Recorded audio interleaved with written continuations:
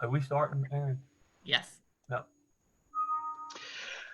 Greetings, everyone, and welcome to Community Chats for Monday, April 27th. My name is Anthony Saracusa, and I am the Director of Community Engagement at the University of Mississippi. And I'm joined here, as I am for each of these community chats, by my colleagues, Jody Holland and Aaron Picer-O. And these are really regular conversations that we're wanting to have with individuals in the Lafayette Oxford community who are working hard to make a positive difference in our region. Community Chats comes to you live on Facebook on Mondays, Wednesdays, and Fridays from 12 noon until about 12:30.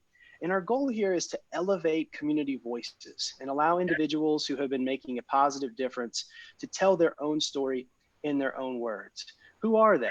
How did they come to be involved in this important work that they do? What is that work? And what does the future look like? Would you like to be interviewed on the show, or do you know someone that we should interview? We want to hear from you. You can reach out to us and send us a direct message on Facebook, or you can send us an email at engaged@olemiss.edu. Community Chats is an initiative of the Office of Community Engagement at the University of Mississippi in close partnership with our friends at LOFT, the Lafayette Oxford Foundation for Tomorrow. To learn more about LOFT, you can go to the first episode of the series that we recorded last week, which is available on our Facebook page and our blog. Today, I am thrilled to share with you all that we have with us Alonzo Hilliard from the Interfaith Compassion Ministries. And Alonzo, I'd like to welcome you to the show. Thank you. Glad to be here. Absolutely. We're just so thrilled you're here. And we'll jump right into the interview now. And maybe you could get us started by telling us where did you grow up and how did you end up in Oxford, Lafayette? Wow. Well, I'm a native of Lewisburg, Mississippi. You guys might have heard that lately, maybe. It's a small community in Lafayette County between Olive Branch and Hernando. I graduated from Hernando High School and all that. But that's why I'm a son of a sharecropper. I have I'm the seventh son of 9 siblings, and actually I left that small community and I came here to Ole Miss. I attended school here at the university. I am married to my wife, Teresa. I have 4 adult children. I have 10 grandchildren. Wow. Proud of that. proud. And actually, what I'm doing now is I am serving as director of supported housing investment group. We invest in affordable housing, and I also a director of LOU Mercy Reentry Ministry, which is a ministry designed to help ex-offenders integrated back into the community. But actually, again, I am from Lewisburg, Mississippi, and actually I lived in Arlington, Texas for about 20 years, and I've been back in Lafayette County for about 20 years. Wow, great, thank you. That's awesome. Well, Alonzo, I'm trying to want the viewers to really understand, how did you get in this position with Interfaith Compassion Ministries? What led you to working with them, and how did you get in this position? Well, it's been a little over 5 years ago. I've been volunteering ministry about 5 years. A little over 5 years ago, the university put together a group actually for homelessness, to try to help out homelessness. And I attended that group meeting. And I attended, represented my church, Lafayette Church of Christ. And from there, I saw the need. And I had some little background in insurance and investment.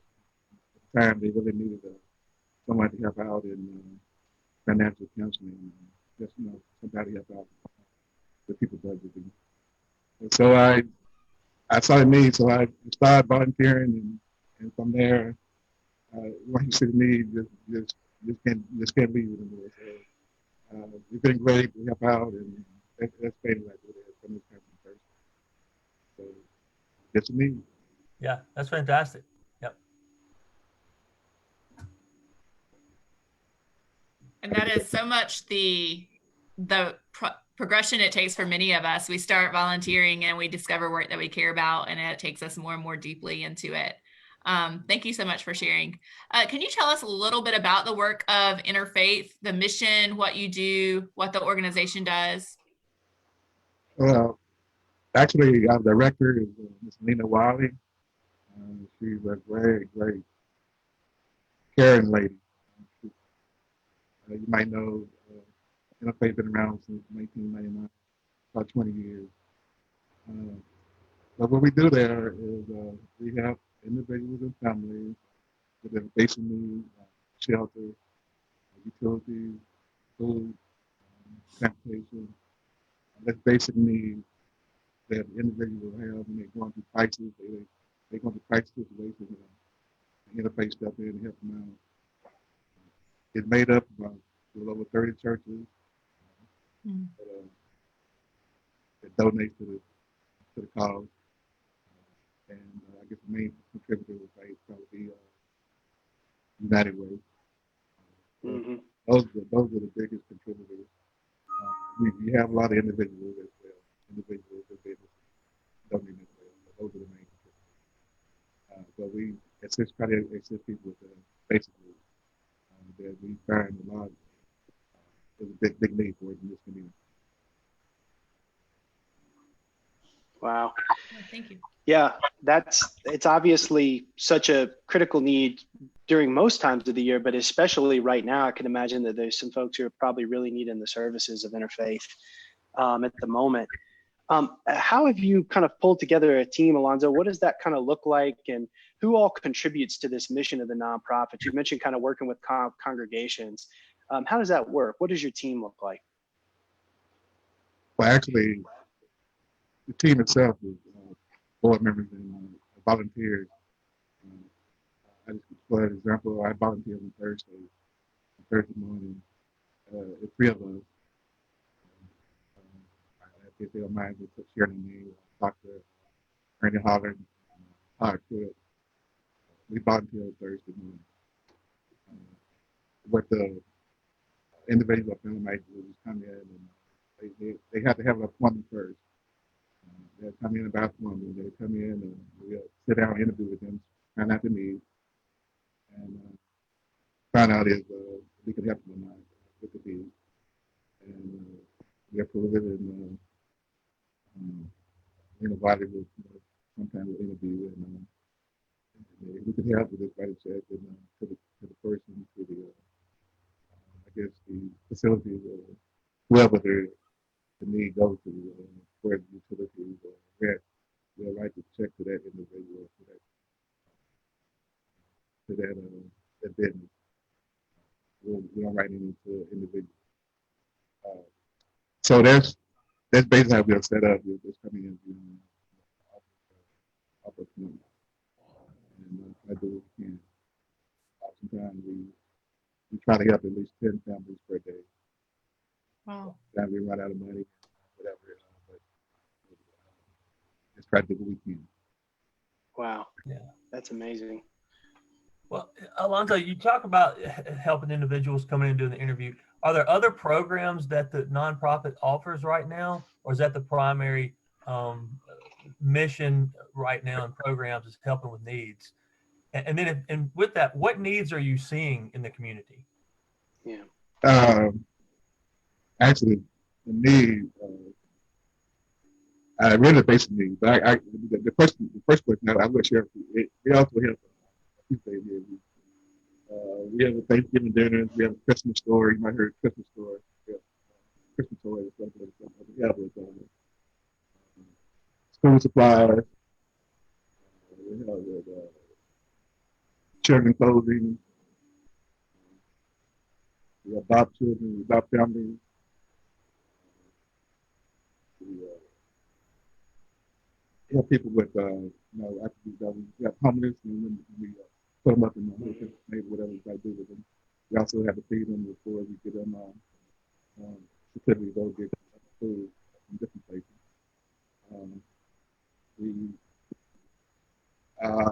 Transportation is someone needs maybe transport into another city. Mhm. Got to help out in that. Another medicine. I guess make a little long story short, we have a lot of need for it. We have a lot of families with set income. May not be even individuals, but set income. Mhm. They have a situation where they're making $7,800 a month. That's all they're doing, $7,800 a month. And then we all know that could be, a lot of cases, it could be just the utilities. And a lot of times, so you come out, I just read utilities, they have nothing left. So you have a lot, especially retired individuals, retired families that get in that situation from month to month. And Lafayette County is a tough place for that to happen. So actually, we try to do what we can with even situation come up, somebody might need a rent, we try to help out in this. So we try to do what we can and helping in the family we can, or whatever we can do here. Yeah. Thank you. So you talked a little bit about the challenges that some of your clients face, and you've talked about your work with Interfaith and also some of the other community things that you're involved in. What are some of the greatest challenges that you see in this time for nonprofits while serving the LOU community, either specific to this moment in time with the pandemic or in just day-to-day operations in normal time, quote, normal times? Yeah. I think one problem we have in the Lafayette County is the housing, affordable housing. That's a big problem. We have families have been here for years and years. They can't afford to live here, but they are having a property. They can't live here anymore. They can't afford the rent or the property. So actually, we have a real affordable housing problem. Even for the occupation we have here, ridiculous lawyers. Other people have to come in from other counties to work here. It's hard for them to live here in this county. So when you really look at it, it really can get pretty deep. But we try to speak more with people who, like even homeless or that stuff above homeless. There's enough of those, but you really have people now because of the affordable housing situation. Really can't afford to live in the Lafayette County. Even you got nurses, police officers, teachers, people that their occupation is hard for them to live in the Lafayette County. So you can imagine someone on a set income bringing in $7,800 a month on a set income, what they can do here in this county. So that's basically what I see.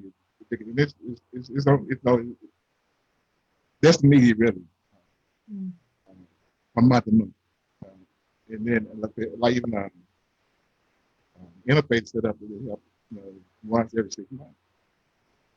So you have a lot of people in this every month. So, but again, we try to do what we can. Yeah. Yeah, it seems like you put your finger on a kind of rather large issue, and y'all have been working diligently to provide those services to families who are facing those needs. And I imagine that that's probably gratifying to know you can help on occasions. And you've been working so hard to make that possible for so long through Interfaith. What are some other elements of the kind of rewards of this work that you've experienced? Wow. It's just great to go back. I come from a background like I share with my son of a. So somebody helped me out. That's kind of the background I use, the foundation to get me where I'm at right now. And I just try to go back and continue like somebody helped me. Somebody helped me in my time. That's basically the way I try to use. And so and saying that as well, I'm a member of fraternity, social fraternity. That's one of the big things I do getting community. You know, that background on that. That's kind of what we do. I just built in me to help where I can. I do what I can for the community. Yeah. I Thank you just so much. gravitation from that. Yeah. But no, to be honest with you, but let's go a step further. It's really, and when I got involved with it, that's volunteering. I saw the need. So that really inspired me to find a group to invest in affordable housing, which I did. And also I saw a lot of ex-offenders that come back and didn't have no place to go. People were mentoring. So I even started a program for that. So that's basically what I do now. And I got it from just volunteering and try to help out at Interfaith. It's gratifying a lot different. Wow. But it's pretty awesome when you find a place that you can give back and feel like you're accomplishing your purpose, and that, you know, that's the kind of I want to drive here. McDonald's is always supporting this. Betsy Smith has given us some meal cards for you guys. I told you I'd email. I know you that, but so they want to contribute to you, your staff, and your volunteers and organization. But what about other people? How can other people in the community contribute to your organization or get involved? What financial needs do you have right now? What would you say? Donation. Money is mostly what we need at Interfaith, because we have some kind of like grant. Stuff they have to spend money on. That's the biggest way to do it. And even you can donate direct to Interfaith, or you can go to United Way as well. United Way spread a lot of money around different groups and different occasions. But you can go to the website United Way, or you can call Lena Wiley up directly. I can share her number with you. I can do it here. I can share her number if you would like me to. That number is 662-386-3482. This is the number she should be using during this crisis. The regular Interfaith number during the regular calls would be 662-281-1002. Okay. Those are the numbers to get in contact with Interfaith if you'd like to donate. But money is the